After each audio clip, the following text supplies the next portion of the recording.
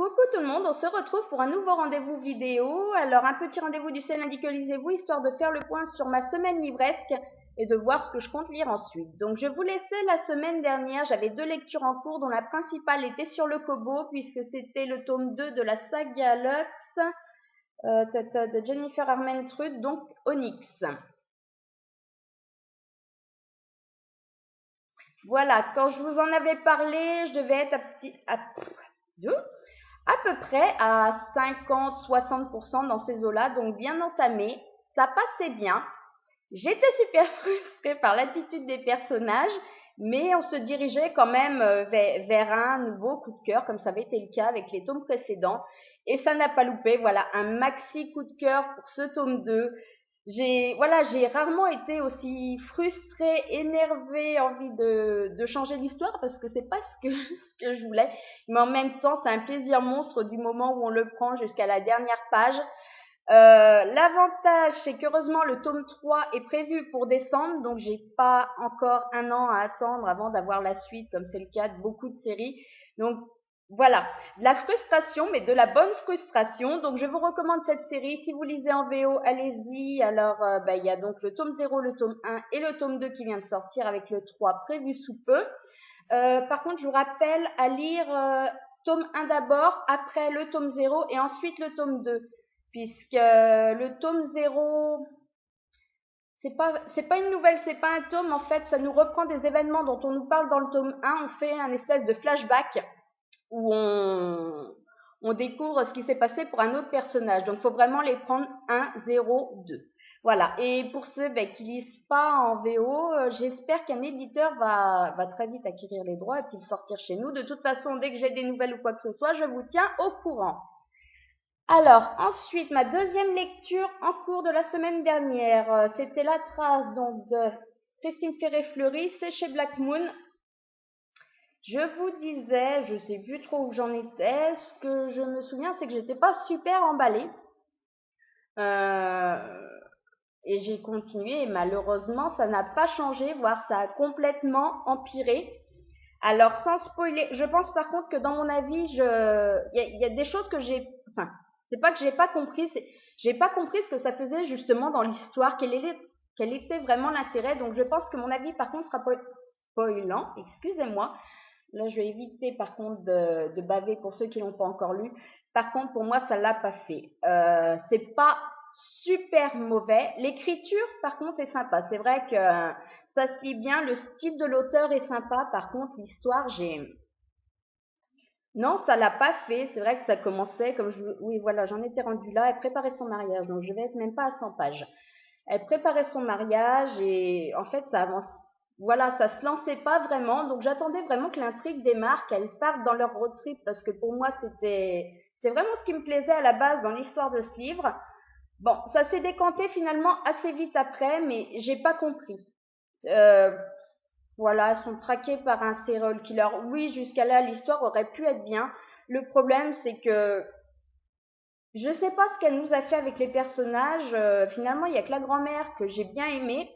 Et encore modérément parce que je l'aimais bien au début de l'histoire et après l'auteur nous fait des révélations sur elle. Enfin, j'ai trouvé que pour moi, c'est pas crédible. En fait, le comportement des personnages est pas crédible, comme celui de la petite cousine qui est amoureuse folle depuis plus d'un an du fiancé de donc sa cousine qui va se marier. Elle vient assister au mariage, mais autant elle appréciait sa cousine avant, le fait d'être tombée amoureuse du gars qu'elle a vu 10 minutes et elle a fantasmé pendant un an dessus. Elle a juste envie de l'étriper. Enfin, je sais pas, c'est flou, c'est brouillon et c'est pas brouillon. C'est super difficile à faire, c'est à expliquer. C'est même pour ça que j'ai pas encore fait justement ma chronique parce que je sais pas trop comment me dépatouiller de tout ça. Je sais pas, il y a un côté super téléphoné aussi où on voit les trucs venir à 15 000. Le seul truc que je recommanderais, c'est au serial killer de cette histoire de jouer au loto parce que vraiment, il est pété de bol du début à la fin. C'est-à-dire qu'il les traque, il a rien pour les suivre, il les traque quand même à travers les États-Unis, mais Dès qu'il les perd, eh ben dans les 5 minutes, il va avoir un truc qui fait qu'il va retrouver leur piste, bien qu'elle soit rendue 200-300 bandes plus loin. Il va comme par hasard tomber sur un mec qui les a croisés, à qui elles ont dit où elles allaient. Pour moi, c'est pas, et ça, le problème, c'est que c'est pas une fois, c'est 2, 3, 4 fois. Voilà, j'ai pas accroché du tout. Ça aurait pu le faire, l'histoire aurait pu être pas mal si ça avait été traité différemment, si les personnages m'avaient plus accroché.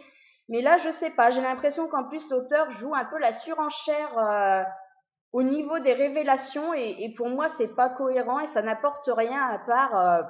Non, même pas.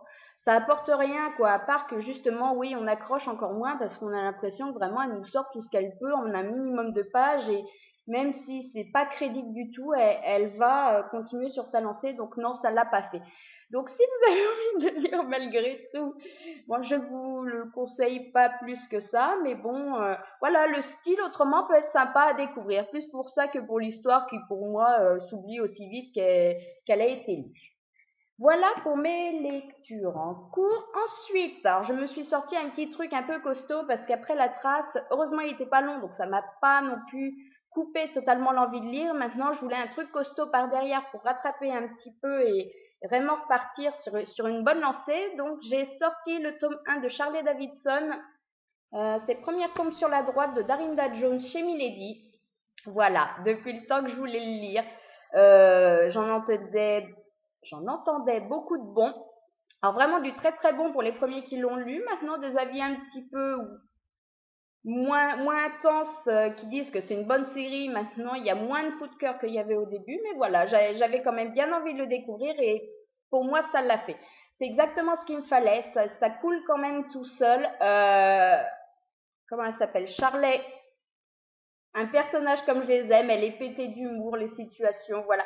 Tout l'a fait. Maintenant, c'est un premier tome. Donc, comme beaucoup de premiers tomes, il y a quelques petits trucs qui m'ont pas gêné, mais qui reviennent automatiquement. Le fait de prendre le temps de nous présenter les personnages, de nous parler de leur passé, de ce qu'ils ont vécu et tout, mais automatiquement, ça empiète sur l'intrigue même du tome. Et c'est vrai que là, c'est pas dérangeant, mais l'intrigue en elle-même qui porte sur le meurtre des 3 avocats. Donc, on commence le bouquin, on est à fond dedans. Rendu à 3/4, tac, on repart. Mais c'est vrai qu'entre les deux, ben, on n'est pas tellement collé là-dessus. On est plus sur les rêves de Charlet ou quoi que ce soit, Reyes justement, et de découvrir où il est, enfin revenir un petit peu et sur le passé de Charlet et en découvrir un peu plus sur Reyes. Et c'est vrai que finalement, ben, ces pauvres avocats, on les zappe un petit peu au milieu. Maintenant, comme je vous le disais, c'est pas dérangeant. J'ai vraiment passé un bon moment avec une lecture qui coulait toute seule et vraiment très très envie de découvrir la suite. Donc c'est pas un coup de cœur, ça s'est joué à un tout petit chouïa, voilà, mais en même temps j'en espère beaucoup plus pour les tomes suivants. Donc voilà, je me réserve le fait de pouvoir mieux noter la suite. Donc mes lectures de la semaine dernière, mes lectures en cours. Alors, une fois n'est pas coutume, j'ai pas un livre, j'en ai pas deux, j'en ai 3 en cours. Voilà, je me suis dispersée comme c'est souvent le cas. Un qui n'était pas prévu, puis finalement je me suis retrouvée sans livre l'autre jour sur la route, donc j'ai pris ce que j'avais trouvé dans la voiture et j'ai donc commencé le tome 1 d'Abandon de Meg Cabot, c'est chez Black Moon. Voilà, je pense qu'en plus ça tombe pas trop mal parce qu'il me semble que le tome 2 sort au mois de septembre là. Donc c'était aussi l'occasion de tester ce premier tome que je voulais lire quand même depuis sa sortie VO. J'ai attendu la VF, et puis il n'était toujours pas lu. Et ben là, finalement, voilà, c'était l'occasion. Il n'est pas super bien noté. Donc je m'attendais vraiment à un truc où j'allais pas accrocher, qu'elle allait être chiant, surtout que ben, mec cabote. Voilà, insatiable autant l'histoire, j'avais quand même aimé, mais j'avais trouvé que ça souffrait énormément de longueur, qu'il y a des moments, il aurait vraiment fallu couper, tailler dedans, enlever 50 pages par-ci, 50 pages par-là, 20 là. Voilà, parce que vraiment, il y a des moments, elle se perd un petit peu dans ce qu'elle raconte. On a l'impression, pas qu'elle brode, mais on a tellement de détails que finalement, elle nous fait des pages et il n'y a pas grand-chose qui se passe. Donc là, le livre ne fait que 350 pages, donc je me suis dit qu'il y aurait quand même moins de soucis. Bon, c'est vachement moins qu'insatiable. Maintenant, c'est vrai que c'est un petit peu pareil. L'intrigue avance pas des masses parce que elle se disperse un petit peu sur des trucs inutiles. enfin, elle nous décrit en long, en large et en travers la première journée de lycée de Pierce quand elle reprend le lycée après tout ce qui lui est arrivé. Pas sûr qu'il y avait besoin d'y passer 2, 3 chapitres pour nous dire que voilà, tout le monde la regarde parce que c'est la nouvelle. Voilà, là-dessus, je pense qu'elle aurait pu couper un peu. Maintenant, l'histoire en elle-même est assez sympa. J'ai assez accroché. Le début est très, enfin, moi, ça l'a fait dès le début. C'est vrai que c'est bien entamé. En plus, c'est rythmé au début. On a envie d'en savoir plus. On découvre très vite ce qui lui est arrivé. Donc voilà, ça commençait bien. Maintenant, ce milieu est un petit peu longué à mon goût. Apparemment, je reviens dans la partie où ça avance. Alors, j'en suis aux 2 tiers. Et ce qui ressortait beaucoup, c'est que le final donnait vraiment envie de découvrir la suite. Donc, je pense que je repars dans, dans la bonne. Vous me comprenez, je repars sur le bon truc là. Donc, je pense que la fin devrait le faire maintenant. Voilà, un petit peu quand même mitigé sur ces trucs à rallonge qui n'ont pas forcément nécessité d'être. Donc, si ça continue comme c'est en train de repartir, je pense que oui, la suite y passera parce que c'est vraiment pas mal. Il y a du potentiel. Le seul problème, c'est que c'est un petit peu brodé et c'est un petit peu quand même brouillon à certains moments, mais autrement, c'est assez sympa à lire. Ma deuxième lecture en cours qui était prévue, donc c'est Never Sky de Véronica Rossi. C'est chez Nathan, ça sort le 13 septembre. Alors, dystopie, j'avais très envie. Il est juste entamé, j'en suis à peu près à 20%. Mais ça passe très bien. J'ai vu qu'il y en avait qui avaient eu des soucis justement avec le début parce que c'est quand même enfin pas spécial, mais faut comprendre l'univers, ça prend un petit peu de temps. Moi, j'ai pas de soucis, ça passe tout seul. C'est pour ça que justement j'ai mis un petit peu là de côté histoire de finir Abandon pour pouvoir vraiment m'y consacrer après et l'apprécier à sa juste valeur. Mais pour l'instant, ça passe très bien et je pense que je vais vraiment passer un bon moment et que ça va couler tout seul. Et ma troisième lecture en cours, elle est en VO. Alors, c'est le tome 12 de la communauté du Sud Deadlock de Charlène Harris, donc qui est chez moi depuis le mois de mai. Je l'avais même précommandé, j'avais plus envie de le lire, je n'avais toujours pas envie de le lire. Et j'ai parlé avec une copine cette semaine qui a commencé à le lire et qui me disait qu'elle était quand même déçue par la tournure que prenaient les choses. Donc voilà, le fait de dire que c'est un petit peu pourri, ça m'a donné envie de le lire. Donc je l'ai sorti. C'est pareil, il est juste entamé, j'ai lu un chapitre, ça fait 25-30 pages.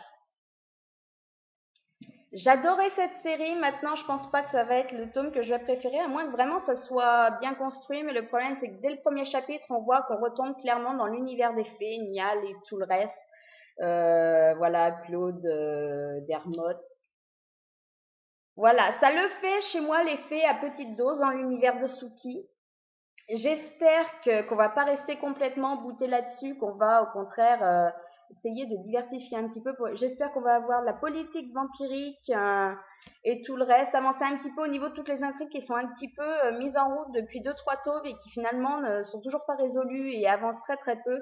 Donc voilà, mais celui-là, je vais vraiment y aller mollo parce que le début, pour l'instant, me motive pas des masses et c'est totalement le genre de choses, s'il est aussi pourri que l'autre d'avant, qui va me couper l'envie de lire.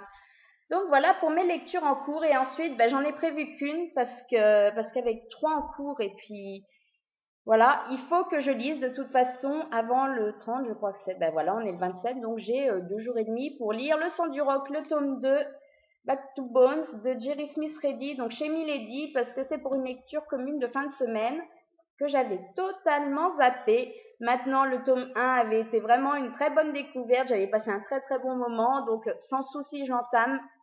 Apparemment, ça commence un petit peu mou, j'espère que ça va pas me poser de soucis parce que voilà, si je dois le lire pour dans 2 jours, il faudrait quand même que ça bouge un peu.